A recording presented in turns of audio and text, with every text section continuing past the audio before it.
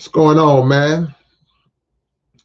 It's your big brother K-Rino, and here with y'all today on this Saturday evening. I know some of y'all might be shocked and appalled that I'm actually on in the daytime. Y'all might be like, "What's going on? Like, what's really happening? This dude is on in the daytime." But y'all know I normally like to at least get a live stream in with y'all on Fridays, and I had a busy night last night, so I was not able to get that done. So this topic that I'm covering now was absolutely the one that I was going to do last night. So we'll get it in and do it right now. Y'all can see by the title, see brother Snoop Dogg, the legend, the icon, the OG, one of the greatest to ever do it. Y'all see his picture on my on the title, and of course you see what follows behind it. Many of you already may be aware of this news that Snoop Dogg has recently acquired ownership of Death Row Records. And I was just researching it and looking up some of the details of it, because the principle that I want to speak on represents a bigger picture than just the great thing that I believe that our brother has done. I believe it's a great thing. I'll get into any cons maybe that y'all may want to bring up, or that may possibly cross my mind as it relates to what he may have to look out for.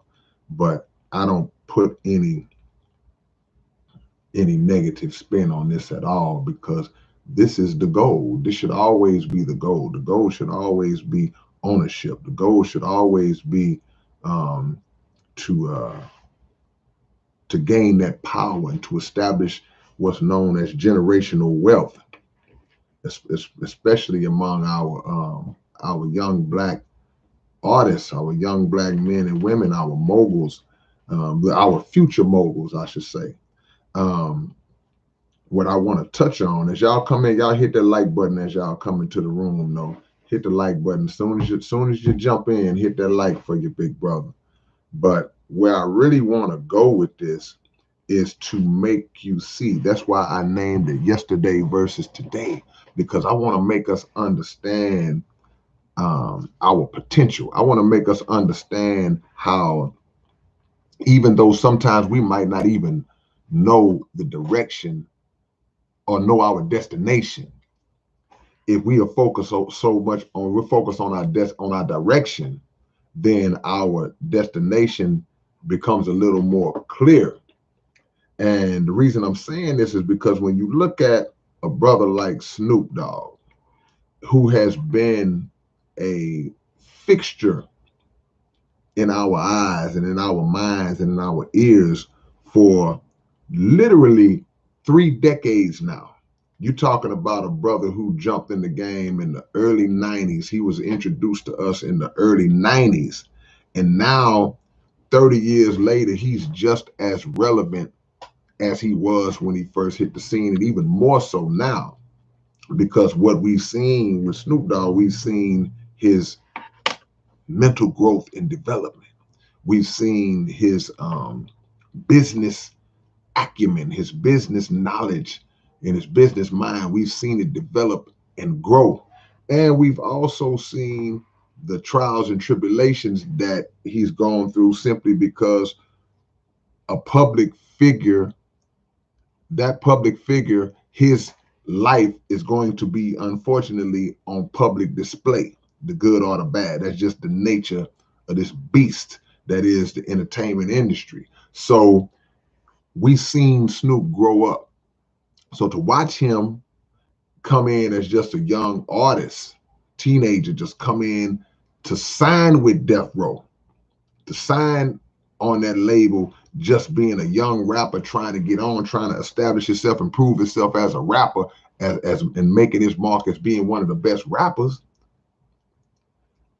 I don't know if he had any idea at that time that he would grow and develop to a point where the very label that he at one point sat down at a desk somewhere and wrote his name, wrote his signature on a contract to sign with that label.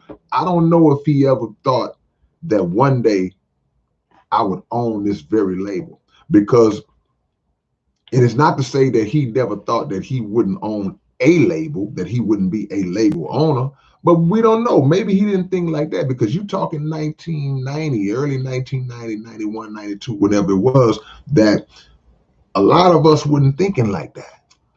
A lot of us, even if we had labels, we were just kind of doing it just to put our own stuff out.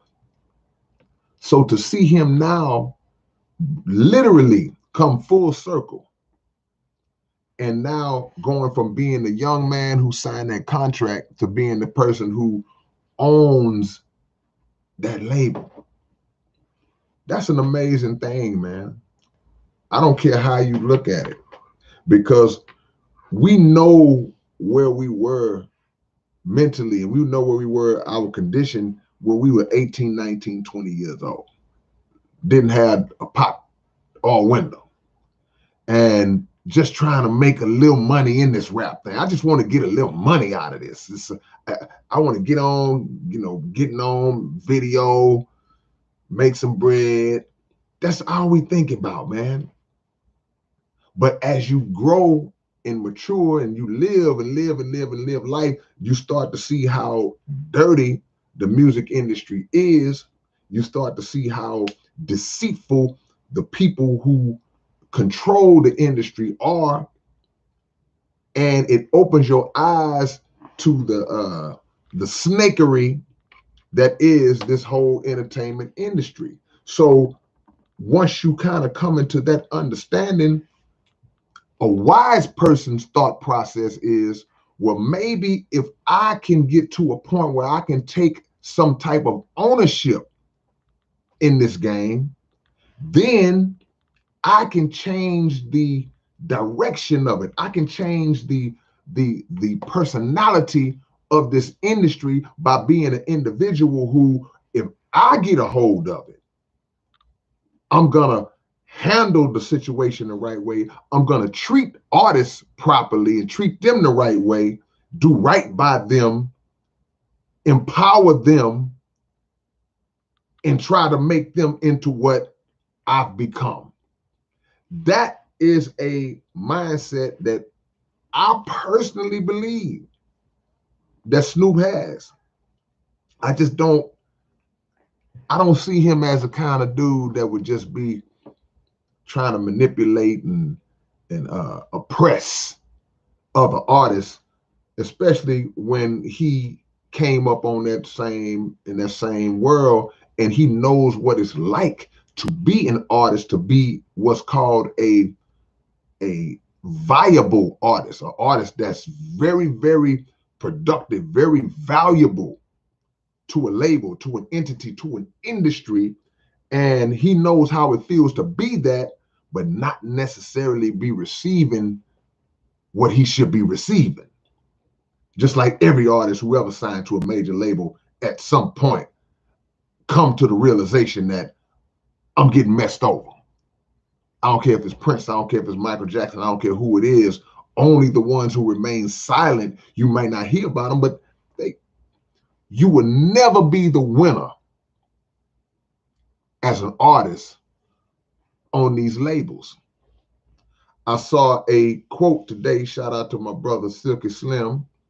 I was at the Black Male Summit here in Houston. Shout out to our brother Derek Muhammad for organizing that so beautifully, as he does all the time. But our brother Silky Slim from Baton Rouge was in attendance. We were sitting right next to each other before he did his presentation. And he showed me a quote from the rapper NBA Youngboy. And the quote said, I'm paraphrasing, the quote said, "Don't sign with Atlantic Records unless you want to be a slave." So that made me look at that quote like, wow, that sounds very familiar to me. And the reason why it sounded very familiar to me was because I can remember a time when Prince wrote the word slave across his face, directed it toward the record label that he was on, basically saying, look, if you are signed to a record label, you are a slave to these CEOs and to these labels who take the majority of your earnings as an artist and they give you crumbs, and then they give you no control or no ownership over your own work, which means you are a slave. So NBA Youngboy, who's a rapper who's been criticized a lot for antics that may not be viewed as being reflective as a mature young adult, guess what? He's starting to get it, starting to understand, business mind kicking in. So that when I read stuff like that, when he showed me the quote, I did a fist pump. I said, yeah, because in my mind, I'm thinking like this. It's so many of us that are quick to condemn our young Black rap artists because of the content that they might be spitting. And of course, the content, yeah, it ain't good content sometimes. But again, I'm going to say this again. For all those who like to be self-righteous and judgmental about these young brothers and sisters, you forget your past, don't you? You forget your upbringing. Even if you're not a rapper, you forget some of the things that you did when you was 18, 20, 21, 22. You forget the life that you lived 2 decades ago. You forgot that you used to smoke a lot of dope. You forgot that you used to fight and get in trouble a lot. And you forgot that you went to jail a few times. You forgot that you stole something. You forgot that you used to be a stripper. You forgot that you sold a little something to pay the bills one time or 2 times or 8 times. So we grow out of that. We was blessed to grow out of that, live through that. And now you see other young brothers and sisters, rappers or not. Because I know what y'all will say. Y'all will say, well, man, well, these rappers, though, see, they saying this stuff out, and it's our children are hearing it, so it has a bigger impact. Yeah, you're right. You're right. But it's a contradiction in that because you're saying it has a bigger impact on the children who are listening to it. You're right. But if we had a bigger and better impact on our own children, even when they listen to it, it won't have an impact because they'll be rooted in the knowledge, wisdom, and understanding that they need to be rooted in to understand this ain't nothing but a rap song. Don't you do what this song is saying to do. Some will still slip through those cracks, but for the most part, like they say, it starts at home. It got to start at home for the rappers who saying it. Because some rappers are living it, some rappers are just doing it because that's the fad and that's what sells. There's so many angles to this. But the point is that the same way you were blessed to experience growth over time, we have to give these same brothers and sisters that same opportunity to grow and get better. I say it all the time. If you think in the same way, if they're thinking the same way 10 years from now, then that's different. But you cannot fully just label a person, this is who he is, this is who she is, this is what she gonna be, look at this, they ain't nothing, and they 22 years old. What player would you see coming to the NBA at 21 years old? Now they coming in at 19 and 20, right? Do you think, as great as LeBron James turned out to be, was he a finished product at 20 years old? At 18 when he first came in the league? He wasn't a finished product at 18. So we can't look and say, oh, well, he ain't going to be nothing. Or some other rookie come in, he didn't average but 12 points a game this rookie year. He's a bust. No, you give him time to develop and grow. So Snoop Dogg comes in as a young man, went through a bunch of stuff, man, on that label. I'm sure it's things that happened on that label that he's never publicly talked about. Some of the things that he's spoken about publicly was like, whoa, man, that's crazy. But I know, because we all move in circles. If you in this music business and you got a clique of people that you run with, you have lived in the hood on any level, there are things that you have seen and things that you know that I can't ever mention this on a big platform. It's just a code. We'll never talk about this. So some of the things that he probably experienced and saw, we'll never know. But to go through all of the things he went through, and some of the stuff he went through was some life-threatening type of situations. Because when this rap thing kicked off, bruh, people, street people, are the people who kicked it off. Then street people are the people who started independent labels and said, man, we're gonna do this thing from the ground up. So a lot of people was already either in the streets doing street stuff and just said, man, I'm gonna open this record label because people trying to clean up the money. People trying people trying to get all the way out. People trying to cover in front. Whatever the reason was, you got street cats involved in this game now. And you could take the person out the hood, but you can't take the hood out the person all the time. So those behaviors were still in place. So he had some tense moments while he was on death row. You're talking about artists like Dr. Dre, Snoop Dogg, Tupac, Daz and Corrupt, Dog Pound. I'm forgetting somebody. I know I'm forgetting some artists, but at that time, one of the top rosters in the game. See? With Snoop being one of the biggest artists on the label, one of the signature premier artists on the label. But the point I'm making is that we should commend him and celebrate him for multiple reasons. One, because he got it done. Yeah, he did that. But also because of what he went through to get it done and because of the journey. That's why I said yesterday versus today. We can look at somebody today, you don't know what they're going to be doing 20 years from now.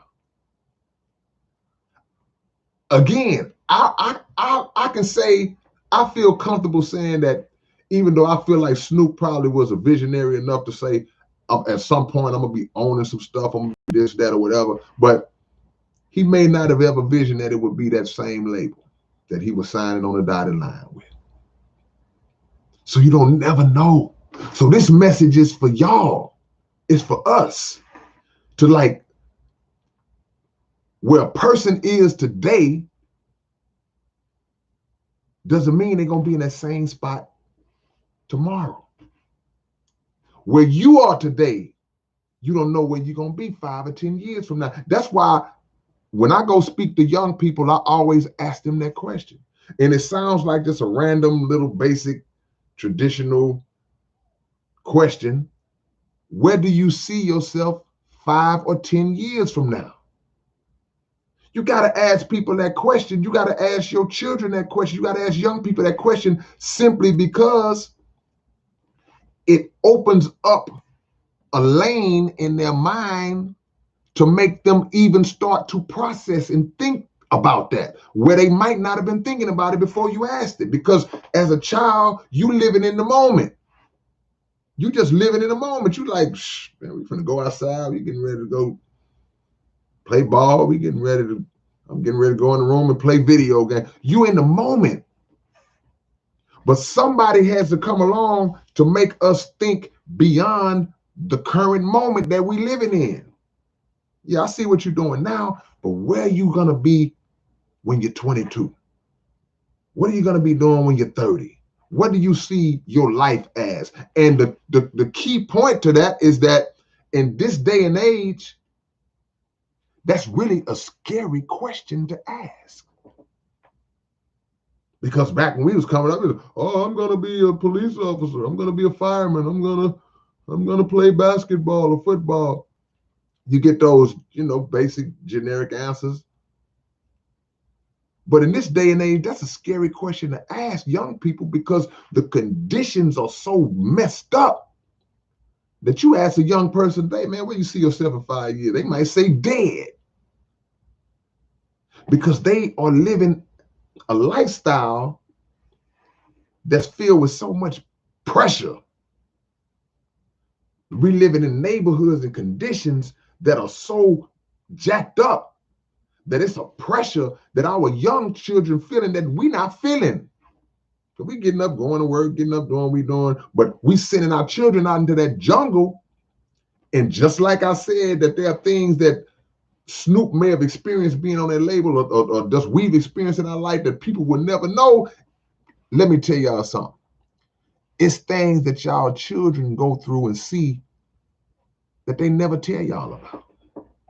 Situation that they go through that they never tell you. Man, look, I've been through some things, man, and seen some things that my parents still don't know. Because at the time when it happened, I couldn't tell them. And the reason why I couldn't tell them was because as a young dude, it's like, man, my mama let me go to that party. I guess I'm gonna tell one now. My mama let me go to that party, and I'm young, but if I would have told my mama when I got home that a dude got shot and killed at the party and he was laid out on the street and we passed right by on the way home, then I feel like I wouldn't have been able to go to the next party. That's how we think. So like, did you tell your mama about the dude that got shot? Nah, I ain't tell my mama that. Because she ain't gonna let me go next time. But the point is our children go through things that we don't even know they went through, man. Your child in a gang, you thinking, no, well, he just wears that, and he just wears. No, your son is in the gang, ma'am. My son is not in the gang. Yes, ma'am, your son is in a gang. Or he's affiliated. Your son is running with a circle of young cats that's out there doing some stuff. Yes, ma'am, your son. Yes, sir. Your son, your daughter. Your daughter's in the gang, ma'am. Man, not my baby girl. Yes, sir, your baby girl is in a gang. Not all of them, but in some cases. But the motivation to see brother Snoop do what he's doing, it speaks to the principle of you never know where you're going to end up at. So I don't know the details of his ownership. I did see that it says he has acquired ownership of the Death Row brand. Now that's a difference to my knowledge.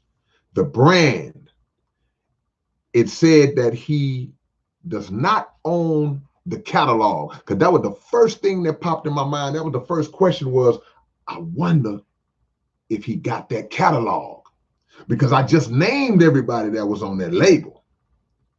The album, The Chronic, was released on Death Row Records. That's catalog. Snoop's first album, the Doggy Style album, one of my favorite albums of all time, by the way.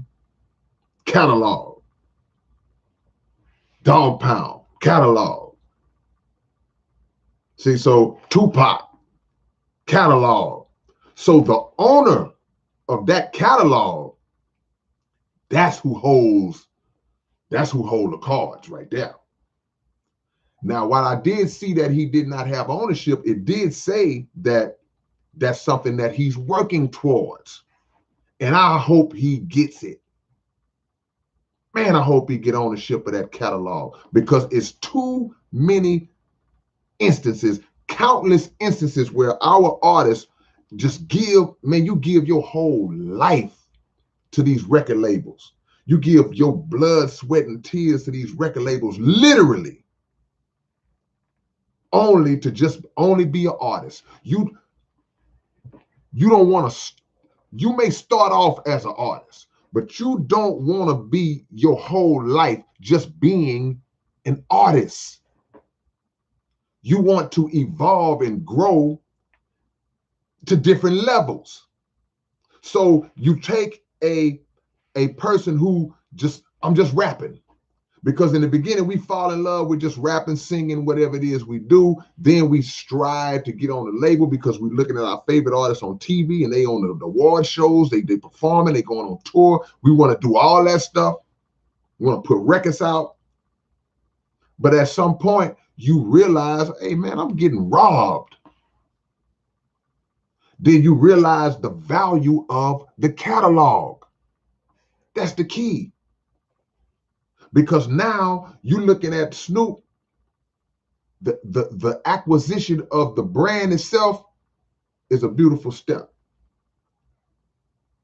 The acquisition of the catalog shoots it into another level because both represent Black ownership, both represent generational wealth.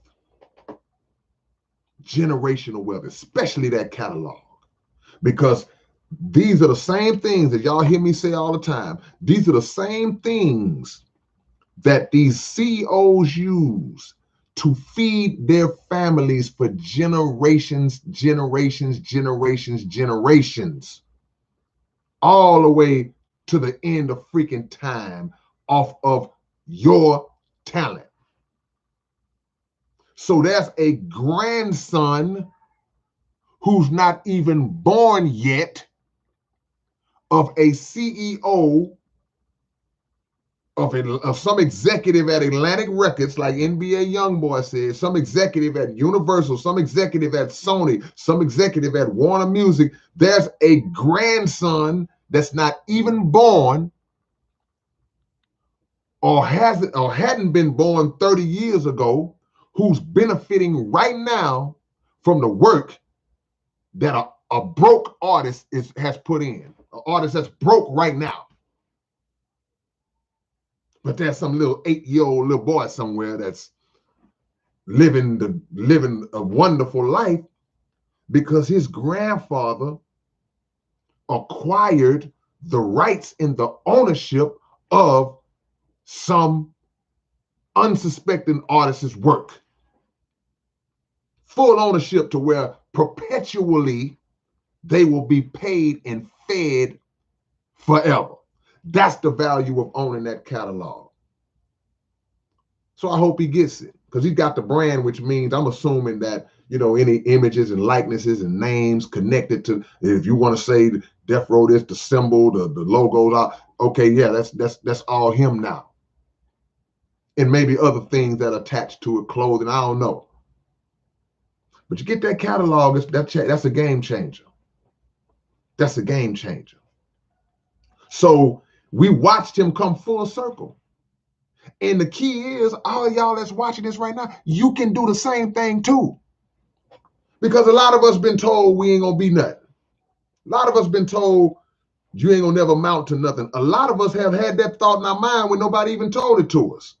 Nobody told you you weren't gonna be nothing. You just felt it yourself because you just had a low self-esteem, or you had been working in a position at a job for so many years and felt like you wasn't advancing. Man, I'm not advancing. I'm not growing. I'm not growing. You're not growing, but that don't mean you don't feel the growth. You tell me one person that ever walked this planet that felt themselves growing. But you obviously grew because when you started off, you was a baby. But then all of a sudden, oh, now he's 2 years old. Now he's about that tall now. Now he's 12. Oh, he's taller than his mama now. So you obviously grew even though you did not feel yourself. I never saw somebody going, man, I feel myself growing. Man, I'm growing. You don't perceive the growth all the time. You don't feel it. So your work is the same way if you are consistent with your work. If you consistently working, you growing. Any movement is progress. Might not feel like much, but it's progress. So the key is to ask yourself, where am I going to be? Where do I plan to be in a few years? What am I going to do to advance myself to where I won't be in this space in a few years? Yesterday versus today, or today versus tomorrow. In this case, yesterday versus today, I related that to Brother Snoop and anybody else who came along. Look, we could talk about all of the different ways that people advance in the game. Some people sell their soul. We understand that. We understand that certain people have literally bent over to get in position in certain positions. But other people have came up on the rough side of the mountain, have worked their way into certain situations, or their connections and in certain with influential people may have put them in positions. However you want to discuss it, the fact is they got to that position. Michael Jordan used to just be a basketball player. Now he owns the team, full owner of the team. See, you have other people like it's another basketball player named Junior Bridgman. He was just a regular basketball player. He played back in the 70s when they wasn't making no money. This man's worth about $600 million because he went into business and he blew up in business. Business that had nothing to do with basketball. You don't know where you're going to be, man. You don't know where you're going to be. So stop acting like you're not going to accomplish nothing. You only are not going to accomplish something if you just decide that you don't see yourself as nothing. You just one of them weak, punkish, lazy people who gonna whine and cry the second things don't go perfect. And show me one successful person that everything went perfect for them. Especially if you're black.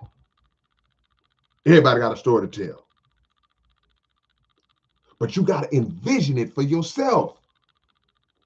So that was a story that I saw one of my favorite rappers tell one time. And y'all hit that like button for your big brother, man. I always like the likes to be even with them, at least the amount of people that's in here. So if you haven't hit the like button for your big brother. And I'll be greatly appreciative of that. But that was a story that I heard one of my favorite rappers tell one time. You know, I'm an old school dude. So one of my favorite rappers and rap groups of all time is Run DMC. So Run, who y'all may know him as Reverend Run was telling a story one time about how when he was first coming up in the game, that he saw this house, big, nice house, nice neighborhood. And he liked the house so much that he knocked on the door of the house. And when he knocked on the door of the house, guy answered the door and he told the man, he said, man, I really like your house. This is a nice house. Guy didn't know who he was. He said, one day, I'm going to buy this house. And the guy was like, whatever. Run went on, pushed his career, did what he did. Reached the level of success that he eventually reached, came back and bought the same house that he told a man he was going to buy. Now, the point of me saying this is that he had a vision that he believed in and that he acted on that vision. Now, he could have just said, one day, I'm going to buy me a house like that. I'm going to have me a nice house. Like he could have said that, but he went to that particular house. I'm buying your house. That means, like Minister Farrakhan said, there's nothing more powerful than a made-up mind. There's nothing more powerful than a made-up mind. So I saw a quote from Snoop from 2021, which was last year, where he said, this is Snoop quote, he said, "I think that all of death row should be in my hands." He said this last year. Now, I don't know if they already had things in the works, if they were already trying to work towards that. But the fact that he said that and spoke that and obviously believed that, now you see these his hands. Here's death row right in his hands. So why don't we do that? You ain't got to be famous. You ain't got to be rich. You think you think that there was never a time when Snoop couldn't afford to buy him something to eat? I'm certain growing up in the hood, that was a time where Snoop Dogg probably couldn't afford to go to McDonald's and get some nuggets at some point in his life. I'm certain of it. But if your mentality is I'm just a broke whatever, then that's exactly what you're gonna be. But if your mentality is, yeah, I'm broke now, but I'm gonna pull out of this. I promise I'm gonna pull out of this. So the music group that used to be called Koch Records, MNRK Music Group, they had ownership of Death Row. Death Row went through some things after Suge kind of lost the handle on it, went bankrupt, passed through a few hands, through companies. A few companies owned it, and MNRK Music Group was the last company to have it, and that's who Snoop acquired it from. Now, they didn't say how much he spent on it, because you know that I'm wondering that too. I'm like, man, I wonder what he paid for it. Because I saw at one point when it sold some years back, it sold for like 18 million. And that's not a lot. That surprised me. That surprised me. 18 million. I think it might have been at an auction or something, though, which may have made that price a little lower than that. But $18 million for that label, and if that 18 million included the catalog at that time, I don't know why you'd ever sell it again.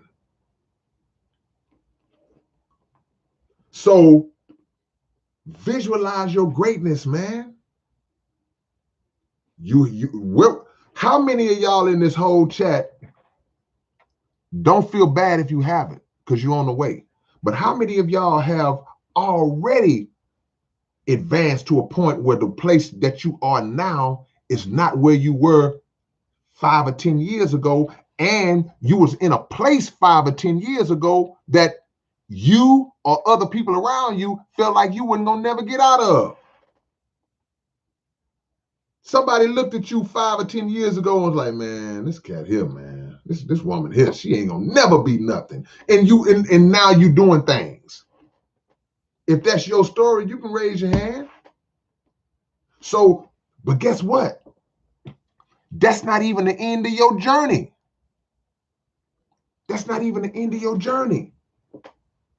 Because now what should happen is, once you've seen that advancement, see, this is how you got to visualize that. You have to look at where you are now from where you was then. Like, if this is where you was 5 years from now, and this is 5 years ago, and this is where you are now, this is you standing up on a hill looking down at where you was. Like, man, that was me.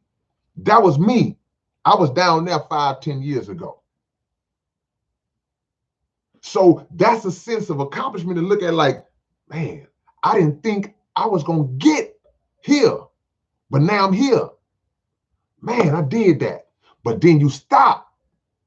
And since you're here, don't look here no more. Now I need you to look up there and say, okay, this is where I'm trying to go. Now I got to get up to that one now. It's a spot up there for me with my name on it. I need to get to that level right now. But don't ever forget when you was down here. Don't make that mistake. Because that's where some people make a mistake at. They forget how it was to be down here once they get here, and especially once they get way up there. They get so high up, they can't even see down here no more. Don't be that person.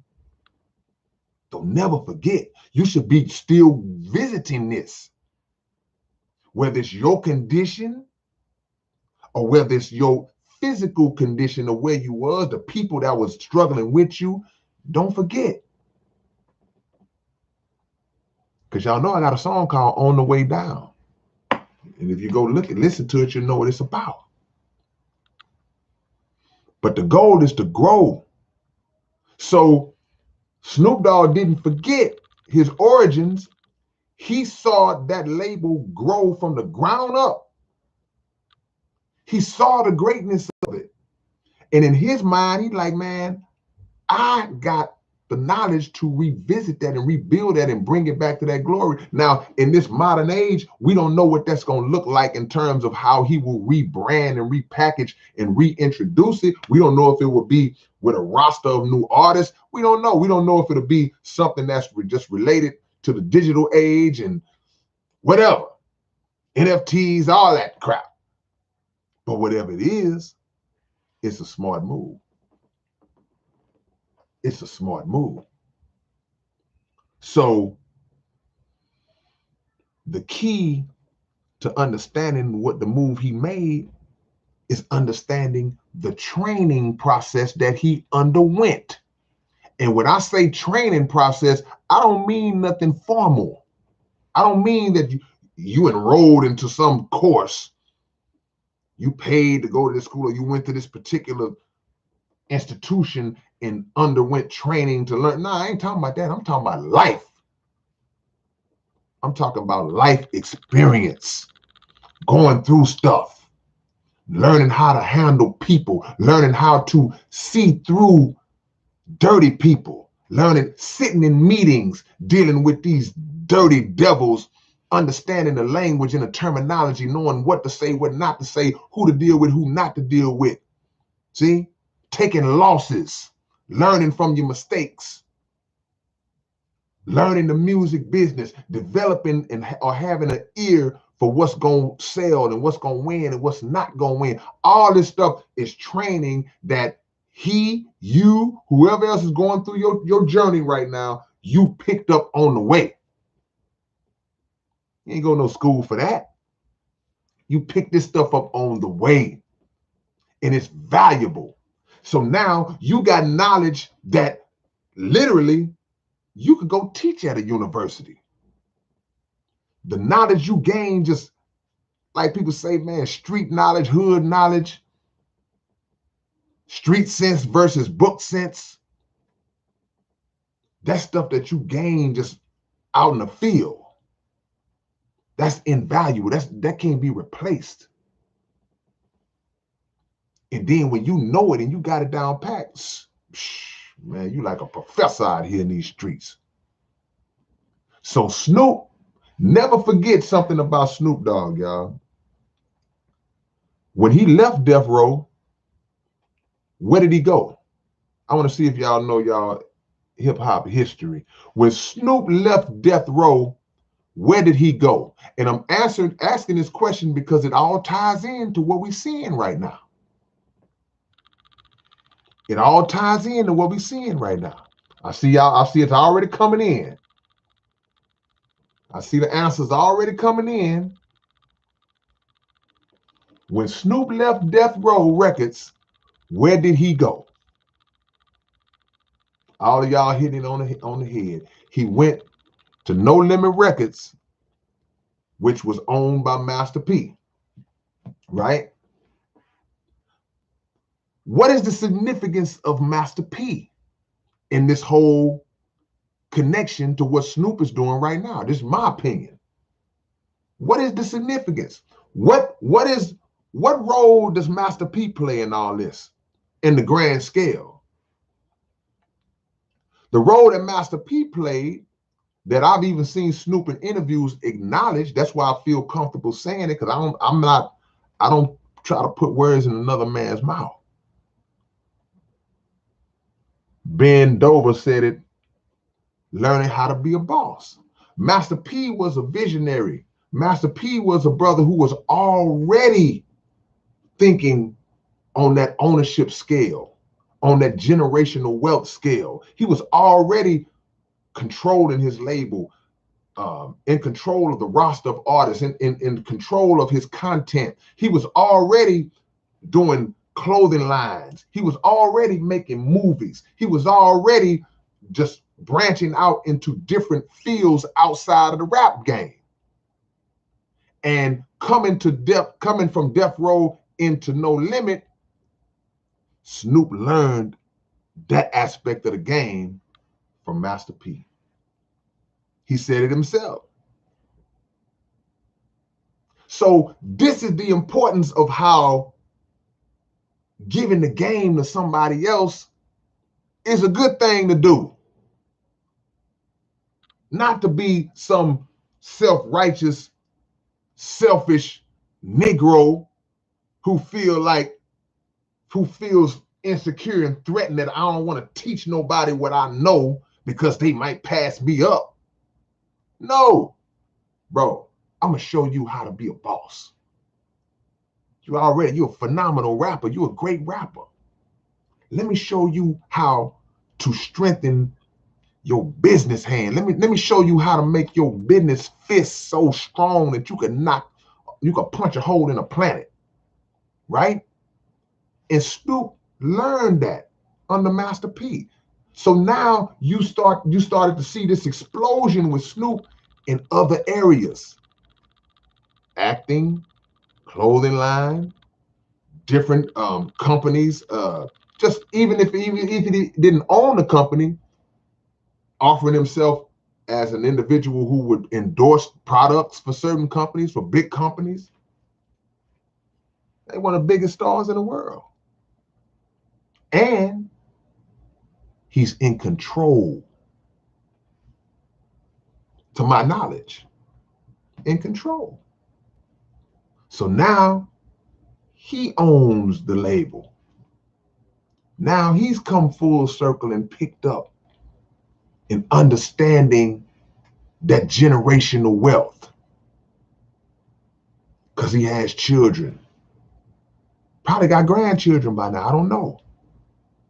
So now the comfort in the stage is set for him to be able to train his family, his offspring, and have something for them that he can pass on to them when the time comes, which we pray is no time soon. Shout out to Travel and Work Channel. I appreciate the donation, man. Dope lyric offering. Grab, appreciate that. Grab, buy the shirt and boomerang. Yes, sir. Appreciate that love, man. See? So each one teach one, man. Don't be stingy with the game. Get a game up. Because you don't know where you might be.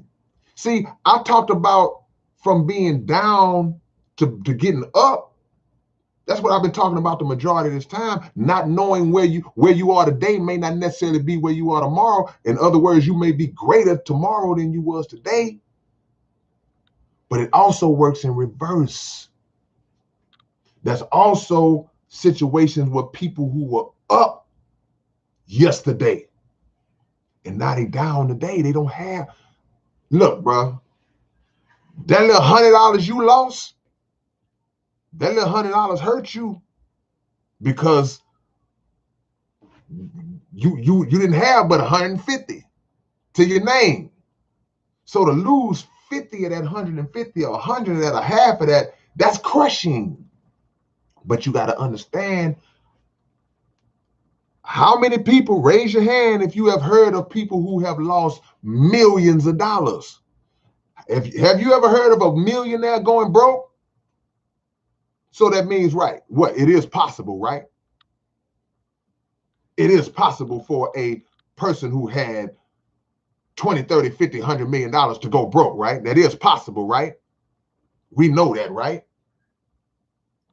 So I'm saying that to say, and the times that you were up, get a game up, man. Teach somebody what you know.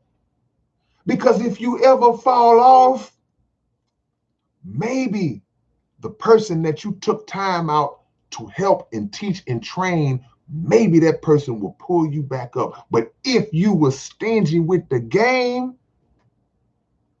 and you fell off in your arrogance, nobody gonna bring you back up. Every move you make, you know how people like to say, man, it's chess, not checkers.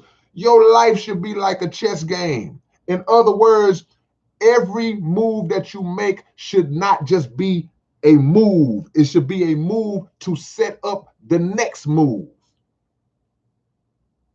Every shot you take on the pool table, you knock that ball in.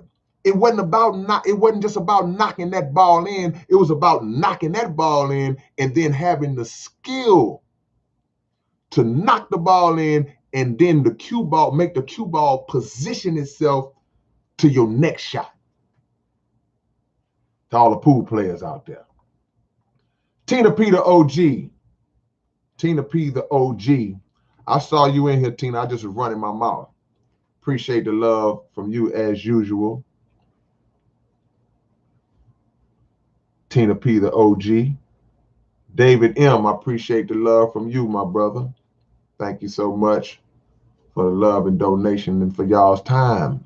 I know y'all shocked I'm on here this early. Some of y'all can't believe it. But that's the key. Set up your next move by your current moves. And sometimes we do that unknowing. We don't even know we're doing it. Everything that Snoop Dogg was doing his whole career was setting up the stage for him to make the move that he just made. He didn't realize. He may know it now. But everything he did, because ownership is the most important aspect. It's the most important aspect. Ownership, not just to participate. We've been getting burned our whole life just being glad to be a part of it. I'm just glad to be on the label. Meanwhile, you getting just smacked. You getting bent over because somebody else is making all these millions of dollars off of you, and you sitting around here just, I'm rapping. I did a show last night. I got my album. Look, my album's out. Everybody knows me. I got the hottest song in the street. You got the hottest song in the street in the emptiest pockets in the street at the same time. What kind of sense do that make? I'm popping. Oh, I'm popping. I got it going on. But you ain't got no money. And not just money, you don't even have any assets. You have not even generated no assets. You haven't generated any wealth. Even if you got some money. Because some of these cats got money. That's why this ain't a pencil right now. Right now, this is a stack of $100 bills. I can act like I'm on the phone with a stack of $100 bills now. I got money. I can lay in a bed and just pour money all over me. I got money. I'm showing that I have money. But when the wisdom comes, you want to show people that you have accumulated wealth. That's what we all working on. That's when the wisdom comes. But again, I ain't gonna condemn no 19, 20-year-old young person, 25-year-old who never had nothing. When they finally get something, they want to celebrate that. We just got to teach them the wisdom. We got to learn it ourselves. King Kong Balls. That's an interesting name, but I appreciate your donation. I appreciate the love, man. Thank you so much for your kind and generous donation. We got to do an OG salute real quick, man. We got to do an OG salute because my brother, who we had his birthday bash last night, and it was off the chain. It was swole up in that thing, man. And a lot of people came out to pay homage and show my brother some love, well deserved. I want y'all to start saluting my brother. Murder One is in the building. South Park Coalition finest. Murder One is in the building, so I need peace signs, salutes, 100s, just love, man, and love emojis, any love emojis, whatever you got.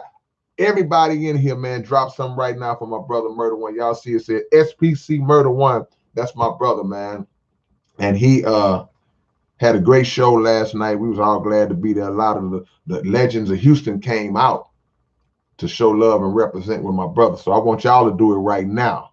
I want y'all to do it right now. Show some love for my brother Murder One, because his birthday was last month, but he couldn't get the venue, and so we did the event last night. Well, he did the event. I ain't gonna say I did it. He did the event last night. So shout out, show my brother some love, man. I appreciate y'all. Straight up. But see, everybody in here should be thinking about graduating, graduate. That should be the process. In every part of your life, it should be about making it to the next level, not being content where you are. You just traveling on that same level. You want what's called your trajectory to be on an up climb. See, you want to be elevating. You don't want to be steady unless you're content being steady. If you're content, I can't argue with that. But you don't want to do this. So again, you see people who play basketball. He played 10 years in the league. He was a player. He stopped being a player. He decided to be a coach. Coach for 5 or 10 years. You know what? I want to run the front office. Now he's a general manager. You know, you elevate. You try to move yourself up into different levels. But those are just things in principle. We know the world that we're living in, to where in a lot of situations, we won't even be allowed or given the opportunity to climb those kind of ladders. So we got to build our own. Or you work within the system until you reach a point where you can put something away, where you can slip in and buy something out from under them, snatch something out from under them that you own. Now I got it. Now you can't tell me nothing. You just got to know how to move. Got to know how to move. So sometimes this is war, man. I'm speaking about warfare right now. Business is warfare. So you got to play possum sometimes and just kind of go along, man. I'm just here. You ever worked on a job or just did somewhere? You know this ain't my life destiny. I'm just doing this just to stack. I'm just doing this for the time being until I get to where I'm really trying to get to. So you just playing possum right now. Then you build from there. Because we at war. Because they're not gonna let us into their entities on a high level. Look at what's going on in the NFL right now with Brian Flores and black coaches. They're not gonna let you in the higher up seats. And guess what? This is the mistake we make. We shouldn't even be mad. What you mean we shouldn't be mad? We shouldn't be mad. We shouldn't be wasting our time. I said that on another. We shouldn't be wasting our time. Let us in. Y'all are not giving us. We need to get our own. We need to get our own. Shout out to Lewis A. I appreciate the love of the donation, Lewis. Growing out of the States and moving to the States. Your albums and a few other have helped me tremendously in making moves. Salute to you, man. God is great. I appreciate the God for helping me. And if his help of me has allowed me to help others, then hey, that is right there. Yeah, I saw it, Tina. I saw myself blurry. Sometimes it does that. Sometimes the camera goes a little blurry on me. And then, then it refocuses. It's like a real camera. It'll blur up, then the focus will lock back in. See? I know y'all be seeing orbs and stuff. Sometimes them don't be orbs. Sometimes they just be dust. Now, let me go into this situation real quick, because like I see somebody put, let me say this. I'm not going to acknowledge the post. But now that Snoop has gained ownership, because I'm glad I saw this post, because it makes me address this side. Because I said I was going to talk about some of the cons and some of the things that he may have to look at and some of the things that people may think. When a brother or a sister starts to reach that point of ascension where they start to gain a little power, gain some assets, and it's seeming like they're going to start gaining power, then you see the so-called powers, they start to come out against them, because they don't want us in positions of power. They want to keep us in subservient positions, enslaved-like positions. So when you wake up and now either you start speaking out, if you speak out against them and you have a powerful, influential voice, meaning that you got people that's already following you and already listening to you, now they start to work plans to bring you down, to slander you, propaganda you, and everything else will start to end with ander, slander, propaganda, whatever, because they want to defame you. They want to character assassinate you, because they want to take that power away from you, and they want to distort your image in the eyes of the people that look up to you. That's always been a play that's in the playbook against successful black men and women. See? So one of the dangers that a brother like Snoop got to look at coming into that is going to be people that don't want him to have that. They don't want him to have that. Because if he comes in and starts giving up the game and starts empowering artists coming up under him, they ain't gonna like that. Because their whole existence and their whole success, their whole monetary success is based around keeping us in those lower positions. All you are is an artist. You will sign this contract, give us the majority of your earnings. We'll take the majority. We'll give you some little crumbs off the crumbs, and you be happy with it. We'll put you on TV and on the radio, and you be happy with it. That's how they want to keep you. But anything that cranks up some knowledge and brings the exposure of what they have been doing, they want to shut that down. So if Snoop come in on some revolutionary level, they're going to come out against him. They're going to try to silence him. They may even try to call in certain favors like, hey, man, well, Snoop, you know, we the ones that helped you do this. And, you know, we gave you that commercial. And they may even try that. But see, but when you stand strong and you get in position of power, even if you ain't in a position of power, you tell them folks, there ain't nothing you can say or do to me that's going to make me fall off my square right now. I'm in control. So they'll go back and they'll bring up things from his past. See? They'll talk about, well, you were a suspect in a murder one time. Well, you got arrested for this one time. Well, he did this one time, convicted this, such and such is now trying to. They got to always add that negative little sticky note on the head of a black person when a black person has transcended from whatever they was doing or whatever they may have been accused or got caught up in doing. They transcended from that. They're going to never let you forget that. No matter how great you're doing right now. Even if you didn't even do what they accused you of doing, you got acquitted of it. You got accused of it, but you got acquitted. Like Snoop, they're going to bring it up. Well, in 2000 and such as he was charged with, he was later acquitted, but he was, what they got to do with what I'm doing right now?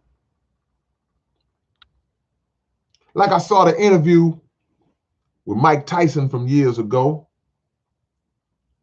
and they had this black dude. They always try to send another black person to be the little sucker.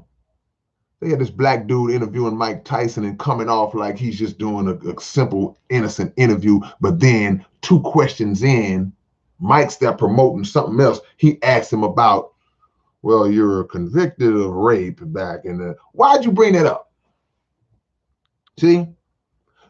You see that I'm doing something great now. You see I'm moving into something else. And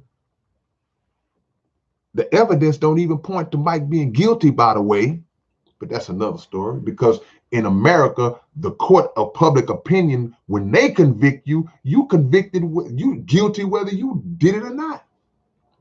Because the media shapes the court of public opinion because of how they present the story. So he put that in Mike's face, and Mike went off on it. And you could see the fear in the dude's eyes. The dude looked like he wanted to cry. But that's what he get. Because you want to try to dig up somebody's past when they have clearly moved on to a better present and into a better future. Because you want to keep that stigma. You want to keep that label on them for the rest of their life, not just to diminish them, but again, to diminish them in the eyes of the people that look up to them. That's a play. It's what they always do. So the labels wouldn't want Snoop to power up the young people coming up, because they starting to wise up to the wickedness of the labels anyway. A lot of these young artists, and a lot of them never went down that road because social media opened up the door to where they can blow up and be big without going through them channels. Dude got 1 million followers. He ain't on no label. Dude got 2 million subscribers on YouTube. He not even an artist. He just a content creator, and he's rich. See? So that's taking away the power from these devils. Taking away the power. So that scares them, because their generational wealth is all that matters. I don't care nothing about you and your family. I saw that again. I've told this story before, but I'm gonna tell it again because somebody that's on here now may not have been on there when I said it. That devil Leo Cohen, he said that on the Breakfast Club. When he was asked about being a culture vulture, he admitted it by saying, hey man, I gotta feed my family, I got a family to feed. Basically saying, yeah, we exploit the black community, we exploit the black community, but hey, it's profitable.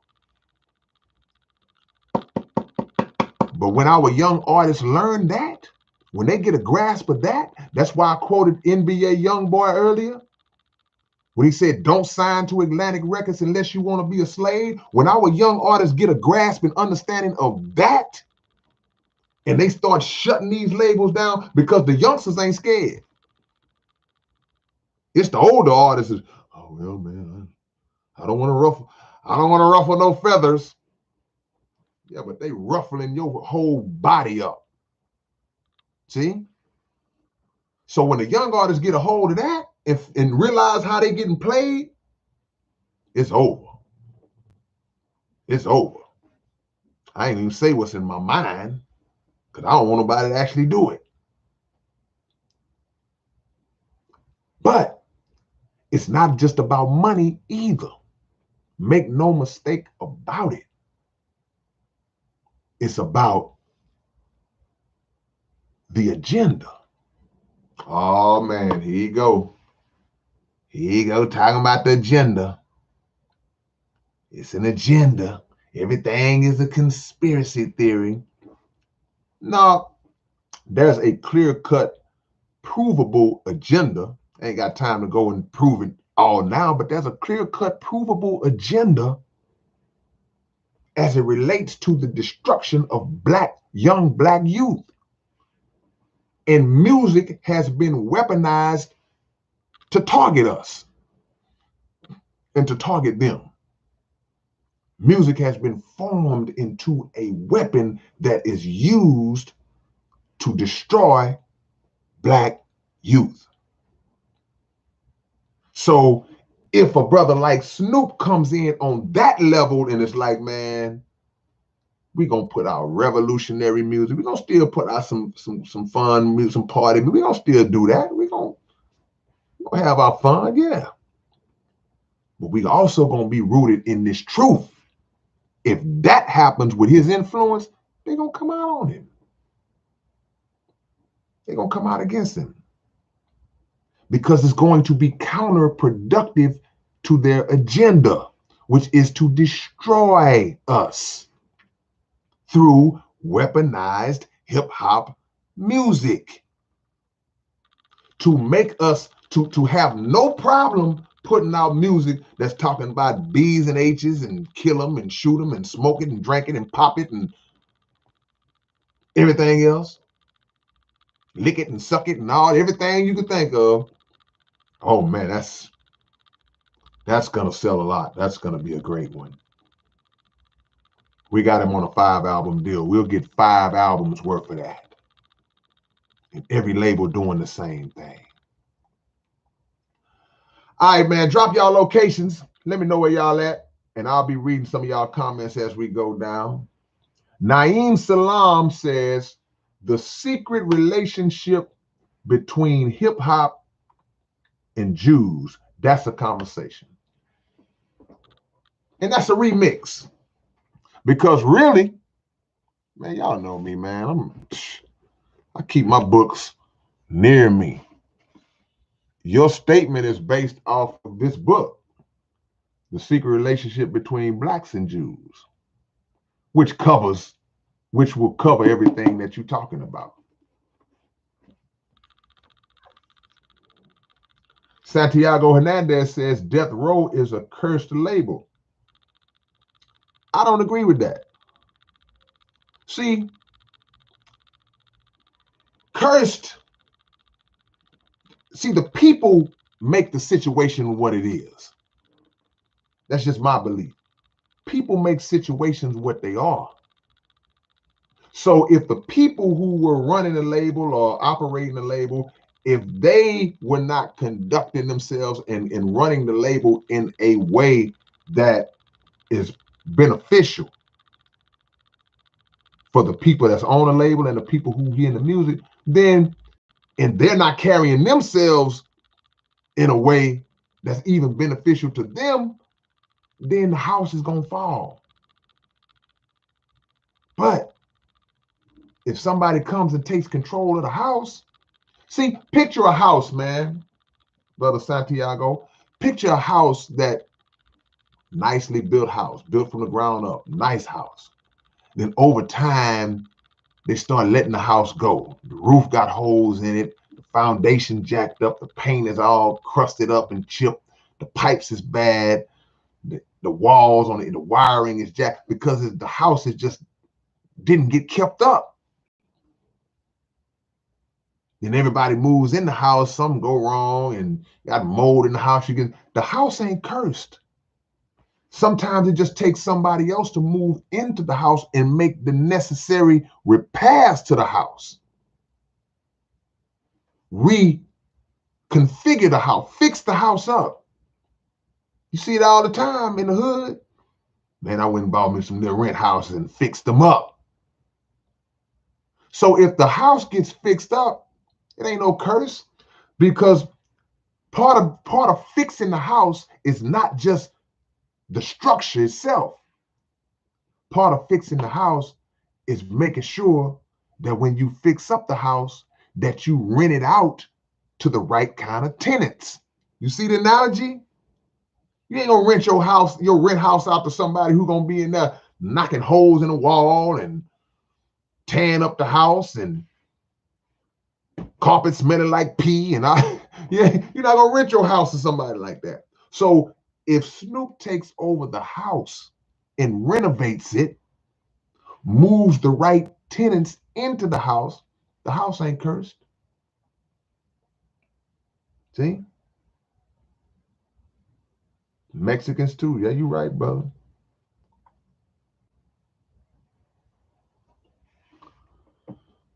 Let me see.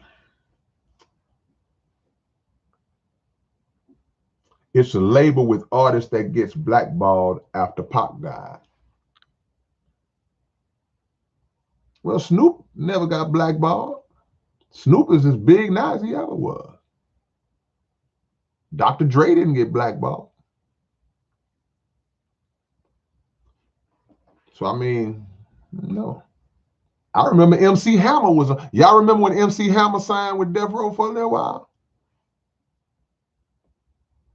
See, this we got to understand. We know that this is a dirty, dirty system that we live in. We know that it's a dirty game. The music industry is a dirty industry. But if you choose to play the game, and in this system, we got to live in this system, we got to operate, we got to figure out how to maneuver and operate through this system and be that nation within the nation, operating on our own, building our own within the structure of this whole messed up system. It can be done. It's being done on different levels by different groups. See? So nobody can whiteball us if we first of all get the knowledge we need for us to advance and we come together. It's an old slogan. Oh, we need to come together. Yeah, yeah. Don't get bored and tired of hearing that.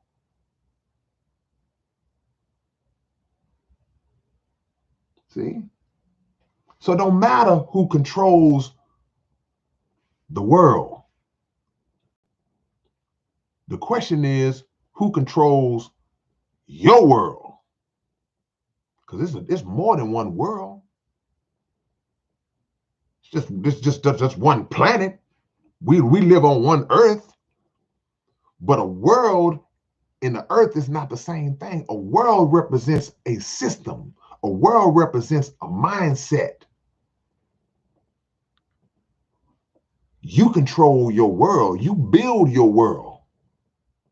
So it don't matter what they doing. Jimmy said, I'm a fish who hates the water I'm swimming in. So until you can find you another pond, get your own pond. Tina P, what you talking about?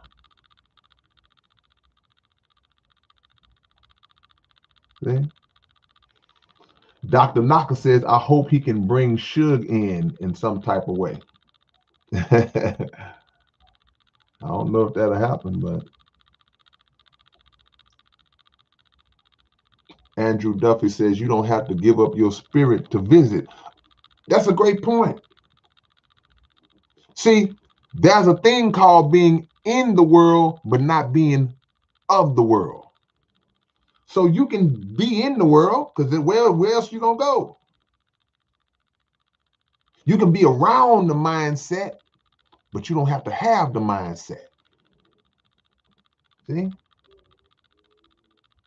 I never smoked weed in my life, but a lot of my homeboys do.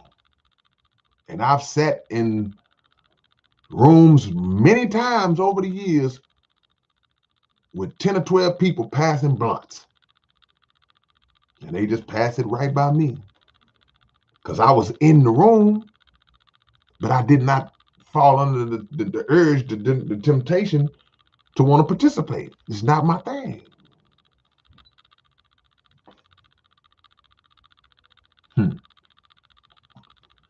Salam alaikum, brother Chris. Okay, hit me up. You know what it is. Come on, man. It's me and you, man. You know what it is.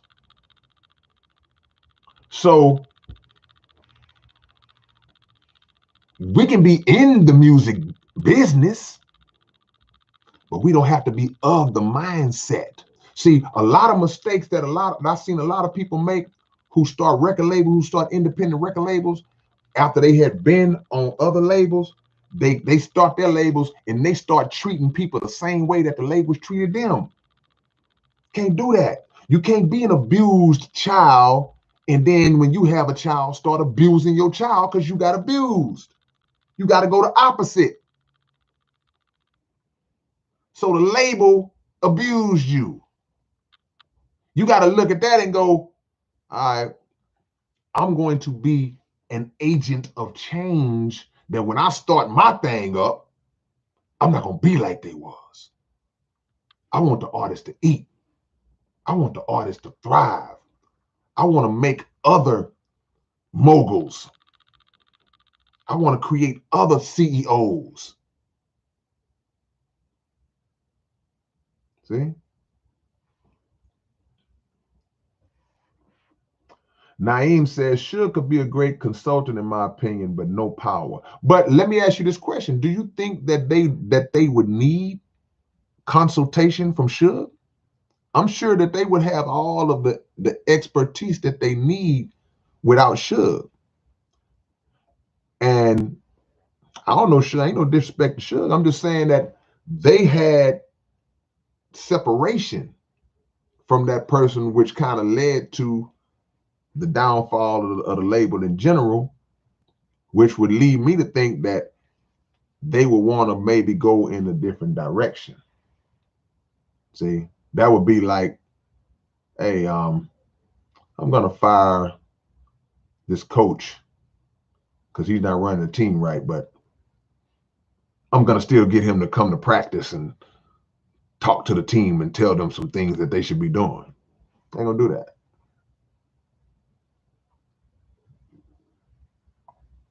And see, ego got a lot to do with a lot of situations too. Because how would it feel for you to lose something that you helped to establish and then be asked to come in as an employee? You got to have some serious humility and ego checking to be able to do that. Did y'all drop y'all locations, man? Drop your locations for your big brother, man. I got to know where my family is, man. Oh, I missed it. Okay, y'all did. My bad. I see y'all did it. This is a great move, in my opinion, for Suge, but it's a lesson for us.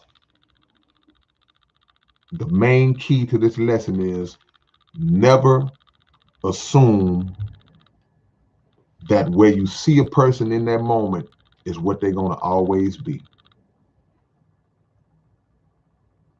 And never assume that where you are in a moment is where you're going to always be. Only if you don't think it. Dollar, dollar, bill. Only if you don't think it. You never know where your life is going to take you. Never know. I saw where Kanye West was worth $6 billion. Even in your wildest dreams, you may not have ever visioned yourself being worth $6 billion. But you never know. So don't stop chasing after what it is you don't put. We mentioned Master P earlier. Don't put a limit on your potential. Stop doing that. Reverse the oppressive mentality that we have of saying what we can't do and what we can't get accomplished.